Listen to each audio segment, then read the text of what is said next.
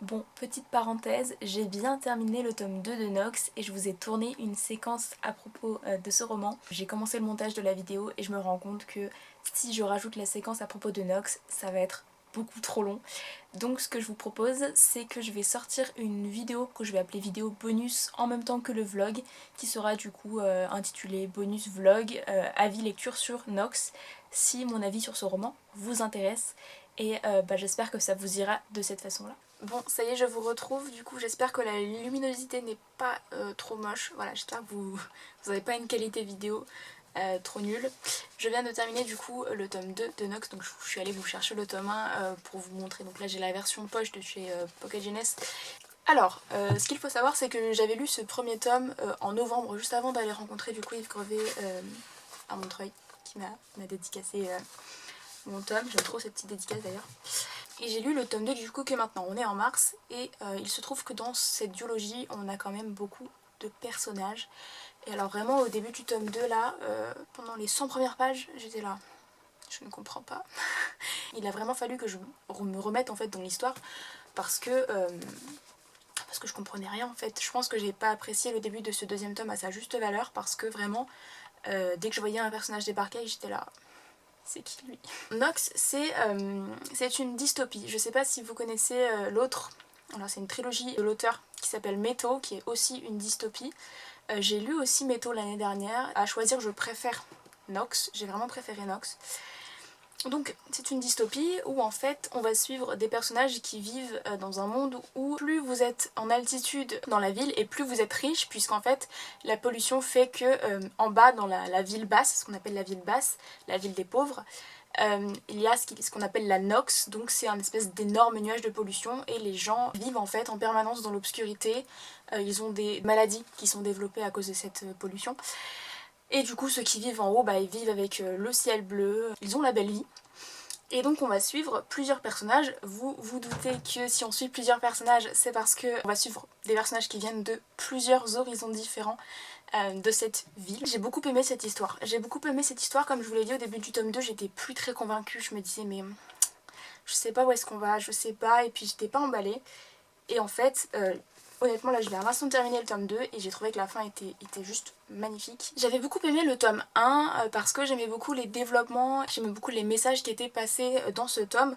Par contre j'avais un problème, c'est que je ne m'étais pas spécialement attachée au personnage en fait. Je les suivais, j'étais là ok c'est cool, il y a Lucène, il y a Gerge. J'en ai parlé avec ma copine Louisa qui m'a conseillé et qui m'a offert le tome 2. C'est vrai que ce prénom... quand on le prononce on se dit que c'est très très moche.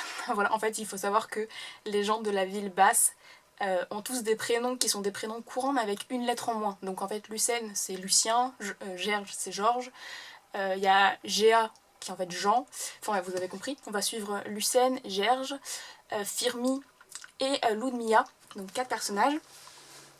Et on comprend qu'en fait les codes de cette société sont très particuliers. On comprend que il faut se marier très tôt, avoir des enfants très tôt dans la ville basse, puisque la durée de vie est vraiment très très courte. Donc vous imaginez bien qu'il faut faire des enfants vite. Bref, donc on va suivre ces 4 personnages. Il y a une chose qui m'a un peu dérangée, c'est que on a 4 points de vue différents, mais au début des chapitres c'est pas spécifié de quel personnage on parle.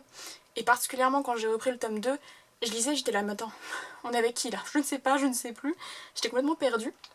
Donc ça c'est peut-être une chose que je reprocherais à la série. Je pense que ça aurait été peut-être un peu plus simple de mettre les prénoms, je sais pas, par exemple au début des chapitres, pour qu'on sache avec qui on est quoi. On suit quand même ces 4 personnages dans leur société, dans leur monde. J'ai trouvé qu'il y avait des sujets assez intéressants qui étaient abordés. Je me suis fait du coup ma petite note, donc c'est normal que je regarde en bas. Je trouvais du coup qu'il y avait des sujets très intéressants qui étaient abordés, notamment j'ai trouvé qu'il y avait une approche de la sexualité assez particulière et qu'on ne retrouve pas dans la littérature jeunesse habituelle, puisque du coup comme je le disais, il faut faire des enfants très très vite, donc vous imaginez bien qu'à 14 ans on commence à parler de sexualité. Alors il n'y a rien d'explicite, hein. Ça reste du jeunesse, il n'y a rien d'explicite, mais on aborde la sexualité comme quelque chose de naturel, de tout à fait normal, et je trouve ça bien dans une saga de jeunesse, de littérature jeunesse, parce que c'est pas toujours le cas. Ensuite, j'ai trouvé ça super intéressant qu'on puisse avoir du coup les points de vue différents des personnages, parce qu'en fait Lucène se retrouve du coup mêlée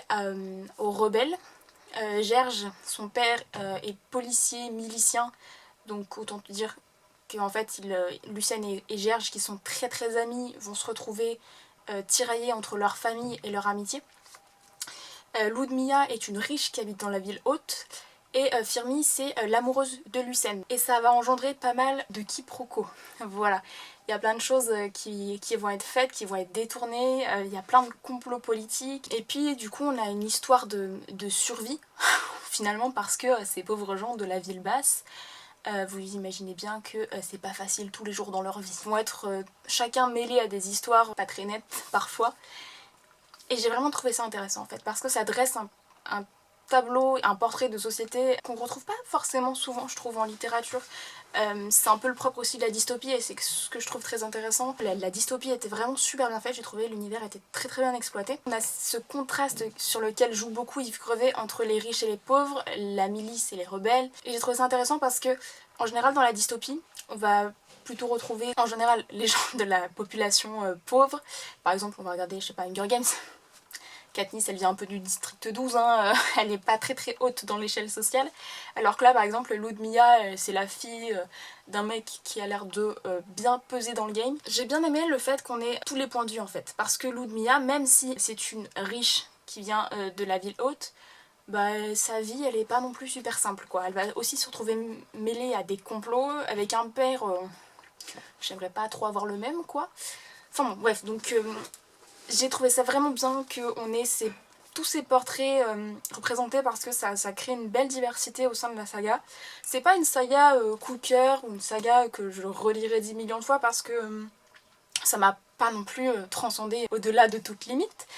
Mais ça reste une vraiment belle lecture. Je vous le disais, j'étais un peu sceptique au début du tome 2, mais franchement c'est plus un ressenti personnel du fait que j'avais un peu oublié le tome 1. Parce que vraiment la fin du tome 2 était très belle. Très belle, ça m'a foutu des frissons là, juste avant que je fasse la vidéo, j'étais là, ouf, il va falloir que je m'en remette. Hein. En tout cas, c'était vraiment top.